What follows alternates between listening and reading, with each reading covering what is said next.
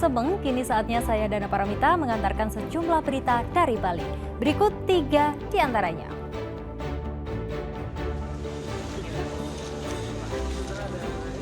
Menyamar jadi tukang ojek, begal sadis diringkus Reskrim Polresta Denpasar.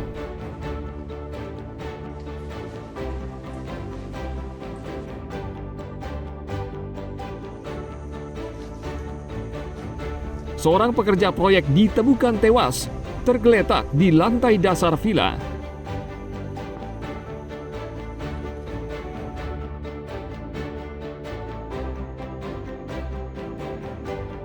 Puluhan hektar sawah di Subak Abasan, Desa Sebung Sobangan, Kecamatan Mengwi, Badung, terancam gagal panen.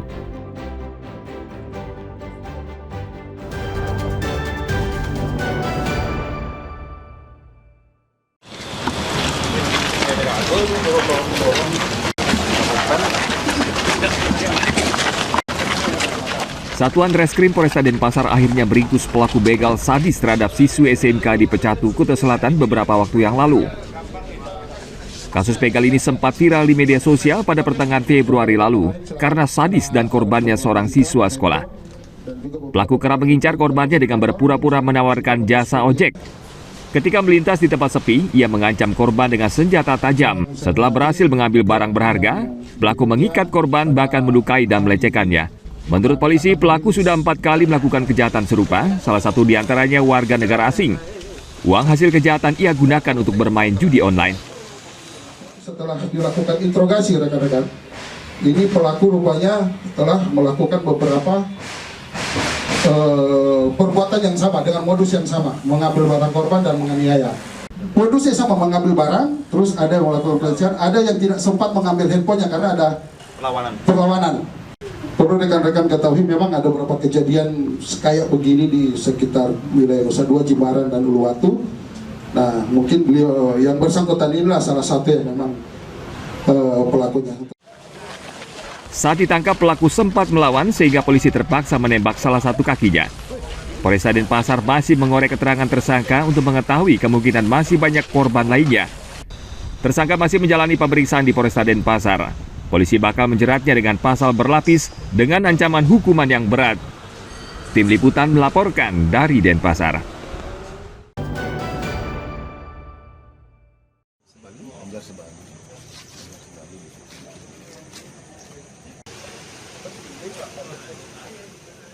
Seorang pekerja proyek pembangunan salah satu villa di Desa Keliki, Kecamatan Tegalalang, Gianyar, hari Senin lalu ditemukan tergeletak tidak bernyawa di lantai dasar villa. Pria bernama Julius Heru Anggoro, berusia 40 tahun dan berasal dari Semarang, Jawa Tengah. Jasad korban ditemukan salah satu rekannya, Sutarto. Sutarto mengatakan sekitar pukul 7 pagi waktu setempat, ia keluar dari bedeng tempat pekerja istirahat di lantai atas villa. Ia terkejut melihat rekannya tergeletak di lantai bawah. Saksi mengaku pada malam hari, ia sempat melihat dan menegur korban yang saat itu sedang duduk di lantai 2 villa. Menurut Sutarto, korban gemar menegak minuman beralkohol setelah bekerja seharian. Masakan kompor itu jam 8-an itu, ngambil lauk itu buat makan jam 8 malam itu. Terus setelah itu saya nggak tahu, dia terus naik, paling naik di tempat tidurnya yang di atas itu tuh. Terus dia ngapain saya nggak tahu, saya kan tidurnya di bawah, tidak barengan itu. Pagi nemunya di mana? Pagi nemunya itu saya jam 7 kurang 10 menitan lah. Kan saya mau masak nasi itu tuh, sambil ke kamar mandi tuh. Ya, saya nyuci magicom itu, nengok sana.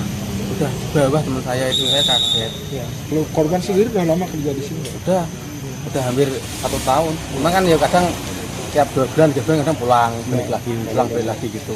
Kalau kebiasaan korban yang minum gitu ya? Atau gimana? Minum? Oh, kadang ya minum.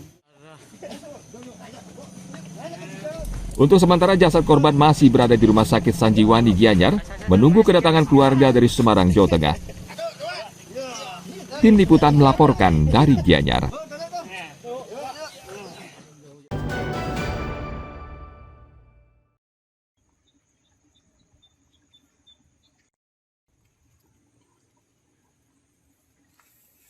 Puluhan hektar sawah di Subak Abasan, Desa Sembung Sobangan, Kecamatan Mengwi, Badung, terancam gagal panen. Para petani siap tidak siap harus menanggung kerugian yang tidak sedikit. Biang keroknya adalah hama warang hijau dan tikus yang sudah mulai menyerang tanaman padi 20 hari setelah tanam. Petani sudah bekerja keras menanggulangi serangan hama dengan berbagai obat-obatan, namun tanaman padi tetap rusak dari batang hingga bulirnya. Petani hanya pasrah karena tidak bisa berbuat apa-apa. Seperti yang dialami Ike Tujolang, hampir setengah dari 60 area lahan padi miliknya rusak terserang hama. Ia pesimis bisa meraih panen melimpah seperti bulan-bulan sebelumnya. Ini mulai kapan Pak diserang Pak? Mulai dari 20 hari. 20 hari. Ya, mulai 30, umur 30 mulai tanam, udah diserang ini ke atas. Ini akibat dari serangan hama ini nanti gimana pertumbuhan padinya Pak? Rusak jadinya Pak. Apanya yang rusak Pak? Batangnya juga rusak, buahnya juga rusak. Ini berapa are Pak yang di tanaman padi Bapak yang terserang? Kalau kepunyaan saya itu cuman 60 hara Pak. Jadi semua padi ini terserang gitu ya Pak? Iya semua. Ini sudah dikasih obat atau bagaimana Pak? Sudah Sudah semprot? Pak, sudah tapi tidak mempan juga. Kalau dampaknya untuk diserang hama warang hijau ini pertumbuhannya tidak normal. Yang biasanya satu pohon tuh biasanya dia berisi mungkin sampai beranak banyak itu mungkin sampai 10 atau 15. Sekarang ini kemungkinan bisa yang jadi itu sampai 5 gitu gininya itu. Ini apanya diserang Pak? Ini mulai serangnya itu dari gininya, dari batangnya. Batang. Ya, dari bawah udah gininya itu. Jadi Dari total, akar aja udah berbeda dia gini. jadi bisa mati ya Pak total? Kalau matinya itu pasti itu. Dinas Pertanian dan Pangan Kabupaten Badung sudah memberikan petani obat, namun formula atau racikannya menurut petani kurang cocok. Selain itu, obat-obatan tersebut juga tidak bisa menangkal serangan hama tikus yang makin memperparah keadaan.